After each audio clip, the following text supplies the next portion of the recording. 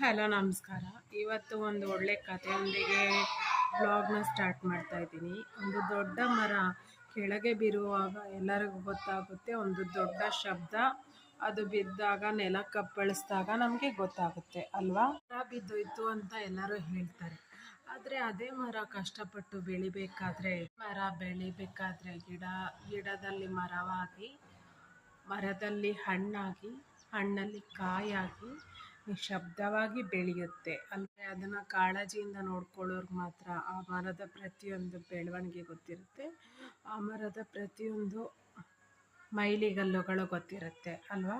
ಯಾವಾಗ ಮೊಳಕೆ ಬಂತು, ಯಾವಾಗ ಚಿಗುರಿತ್ತು, ಯಾವಾಗ ಕಾಯಿ ಬಿಟ್ಟಿತ್ತು, ಯಾವಾಗ ಹೂ ಬಿಟ್ಟಿತ್ತು ಅಂತ ಅಲ್ವಾ. ಯಾವಾಗ ಹಣ್ಣು ಬಿಟ್ಟಿತ್ತು, ಯಾವಾಗ ಹೂ ಬಿಟ್ಟಿತ್ತು, ಯಾವಾಗ ಚಿಗುರಿತ್ತು, ಎಲ್ಲವೂ ಗೊತ್ತಾಗಿರುತ್ತೆ.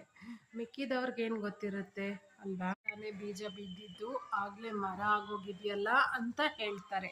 ನಿಮ್ಮ ಜವಾಬ್ದಾರಿ ಒಂದು ಗಿಡವಾಗಿ ಏನಂದರೆ, ನಿಮ್ಮ ನಿಶಬ್ದವಾದ ಬೆಳವಣಿಗೆಯನ್ನು ಜಾಗ್ರತೆಯಿಂದ ಗ್ರಹಿಸಿದವರಿಗೆ ನಿಮ್ಮನ್ನು ಮರವಾಗಿ ಮಾಡಿದವರನ್ನ, ನೀವು ಬೆಳೆದು ನಿಂತು ಮರವಾಗಿ, ನೀವು ಬೆಳೆದು ನಿಂತು ಮರ ಸುಮ್ಮನೆ ಇರೋ,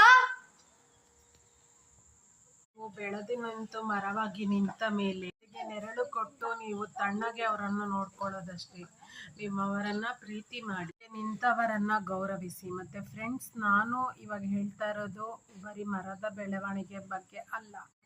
ಅರ್ಥ ಮಾಡ್ಕೊಂಡ್ರೆ ಅರ್ಥ ಆಗುತ್ತೆ. ನೀವು ಕೇಳ್ತಾ ಇದ್ದೀರಾ ಭಾವಗಳ ದನಿ, ಕನ್ನಡದ ಅಪ್ಪಟ ಅಭಿಮಾನಿ. ನೀವು ಕೇಳ್ತಾ ಇದ್ದೀರಾ ಭಾವಗಳ ದನಿ, ಕನ್ನಡದ ಅಪ್ಪಟ ಅಭಿಮಾನಿ ಸುಮಾ ಸೈನಿಂಗ್ ಆಫ್. ನಮಸ್ಕಾರ. Thank you.